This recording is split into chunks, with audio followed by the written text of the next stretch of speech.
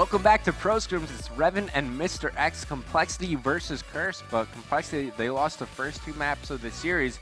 I'm looking for them to rebound here on Standoff Capture the Flag. Yeah, Standoff Capture the Flag is one of their better game modes, you know, and it's really going to be all about rotations, and I think also streaks, obviously. But I think we're going to see a better, I think the better side of the map would probably be Grandma's house. What's your opinion on it? I don't really prefer a side on this map. I feel like it's a bit easier to defend over near the hay bales as opposed to the Grandma's house. I mean, you could just hold position over near hay, and then you're really focused on holding down red, whereas on the other side of the map, you're just kind of just hanging out maybe in your building, but, you know, every time you're going to defend the blue side of the flag, you're going to go to the same spot each time, which makes the spots, you know, very predictable. Right, yeah. And I think also, though, if you're attacking from Grandma's side, it puts a ton of pressure on the defense when they're spawning at gas to either they have to make a split-second decision whether they're going to rotate back to their flag or they're going to overextend and try and just play defense at the other team's base. So it'll be interesting to see the kind of split-second decision-making we see from each team. And that split-second could mean the difference between a return and a flag cap. We see it so many times. So give me a player to watch from compLexity on this map. Who's going to go off? Let's watch Crim6 on this map. All right, safe bet. Safe choice. Safe bet. Always a safe bet to go off. You know, Crim's one of the most consistent players in the whole league. All right, highlighted on your mini-map, you're going to find TP. He's going for a flag pull right now for compLexity. Second one in the game.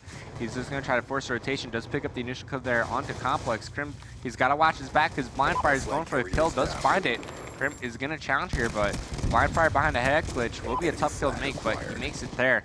Flag was picked up momentarily by Clayster, but he was quickly dealt with here. Crim, he's just trying to keep the play alive. Was on a bit of a spree there, but now it's all up to TP. There's a guy coming right behind you, Teep. It's going to be Twiz. Nate comes in. Teep eats it. He's going to go for the dive right now, and the first flag does get captured here by compLexity. That was just great teamwork right there. You know, that took three people, I believe, to get the flag in, and you know, to defend the flag when 3 people die with it, it's extremely difficult. So just great teamwork out of compLexity right there. Nice stuff from compLexity, as there's still plenty of time left to play in the first half as well. 3 minutes, 10 seconds left on the clock. Clayster, he's on your screen here. You just saw Ace pick up one in the middle courtyard. Clayster, you know, he killed TP.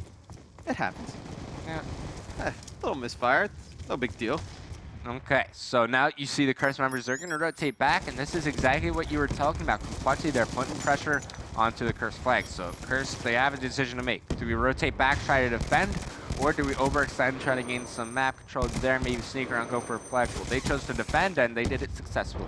Right, but you know, Crim picks up 2 kills there, and it makes it extremely difficult for Curse to push up and get map control. If you can just keep putting pressure on L wall and then through packages into that barn building, or red like we call it, it can make it extremely difficult to play defense for a certain period of time.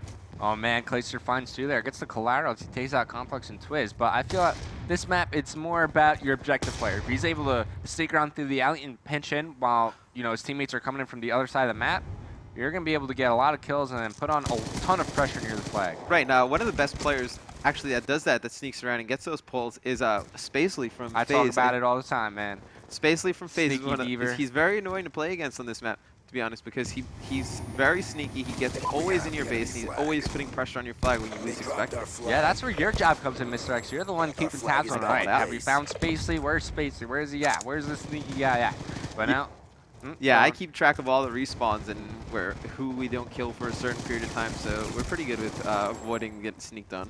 And, you know, also rotate back, make sure your base is clear. Tons of stuff you could do if you don't have a coach at the caliber of Mr. X behind you. Oh, thank you, Rowan.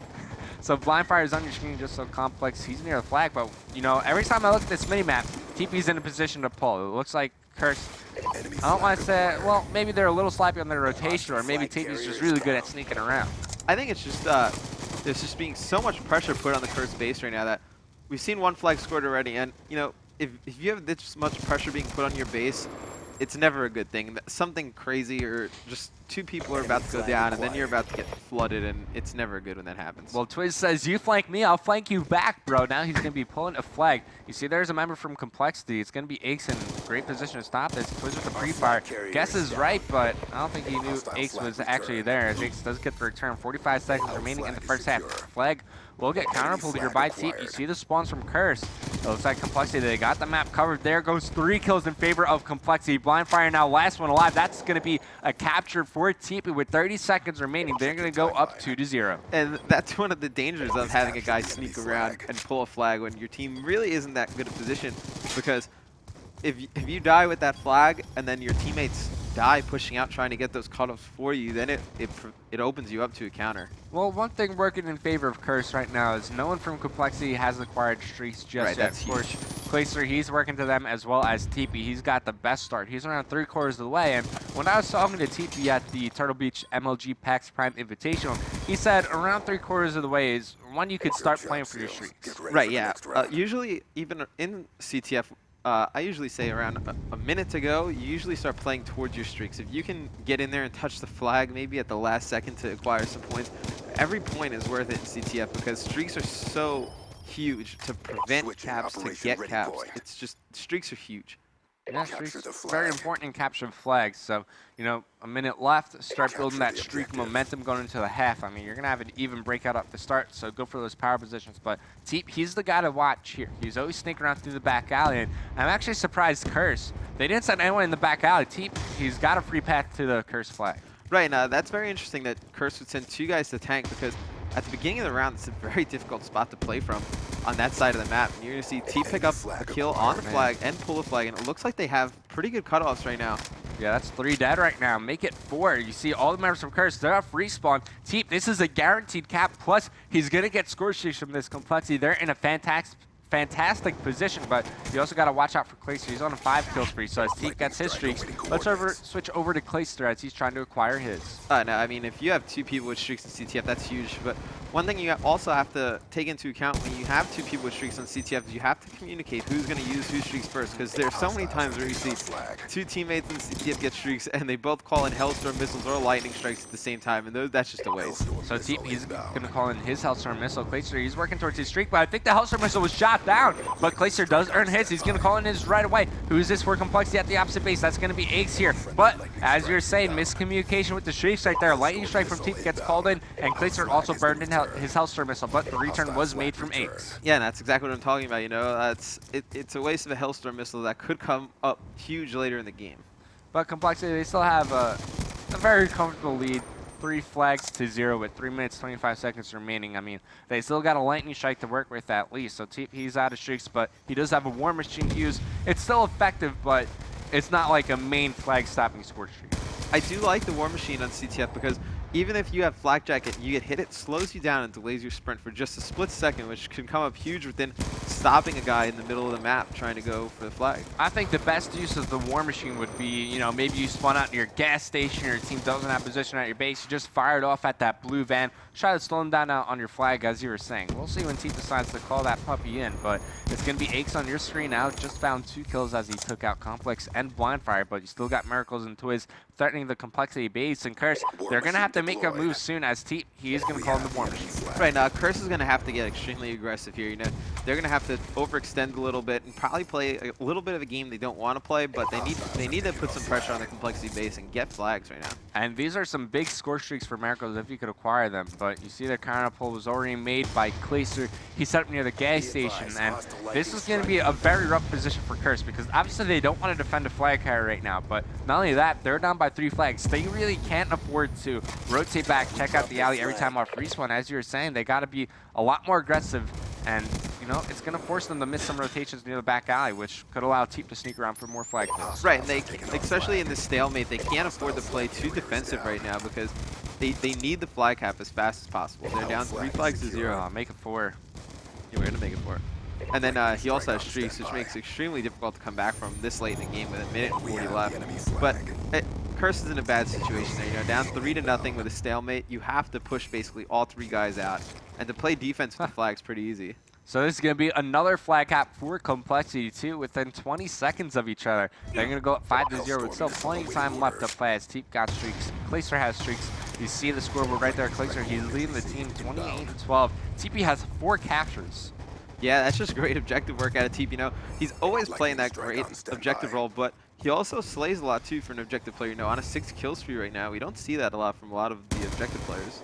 All right, so Teep, he's working for another War Machine here. You see the flag does get pulled by Ace because Teep, he's just on a rampage right now. Ace, I think the smart play to make here is just pull it right to Teep. Teep's going to cover you. Clearly, he's got the hot hand right now on a 9 kill streak. Regains his War Machine. So I think obviously this is a lose for Curse. I think right now complexity, they're just trying to show no mercy and kind of steal some momentum away from their opponent, kind of demoralize them a bit. Right. It's somewhat of a statement game, you know. It's to lose the first 2 games of the series, you give the other team a ton of confidence, but to come out and beat that same team on a 6-0 CTF in a pretty dominant fashion, I mean, that's pretty demoralizing, and I think it's much more a statement game that, I mean, you can stop at a few caps. You don't really have to keep playing for caps, even with 30 seconds left. But I think the more you add on, the more it makes the other team angry. It fuels their like internal like arguments a little more. So it's always good to just keep running the score up a little bit. Dude, TP just went on a 13 kill spree.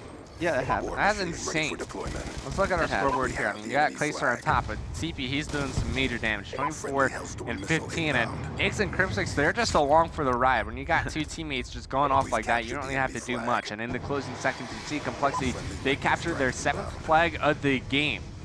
That was an okay CTF by complexity. Yeah, and not bad. If you notice that when you look at the scoreboard for Curse, you really don't see any really play around the flag. You don't see many like returns. You don't see any captures, obviously.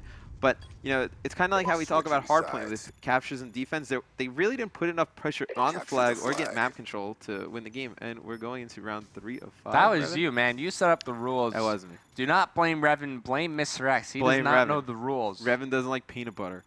It's not that I don't like peanut butter. I've just never tried it. But this is not relevant to you getting the rules wrong. He's never watched football. I've seen, you know, glimpses of football games. You talk about it like it's like ghosts. Like I've seen ghosts before. I've seen like sneak peeks of football games. Like, well, they're not too hard to find. It's not like find. I'm oblivious to football as a sport. Like I know 3 positions. If you want to watch football, it's not too hard to find. All right. I'm going to beat up Mr. X in a couple of seconds, but you just saw complexity. They dominated standoff capture flag. They're going to put up their first map of the series. It's currently 2-1 in favor of Curse. We're going to head to a quick commercial break. When we come back, we're going back to Hardpoint for map number 4.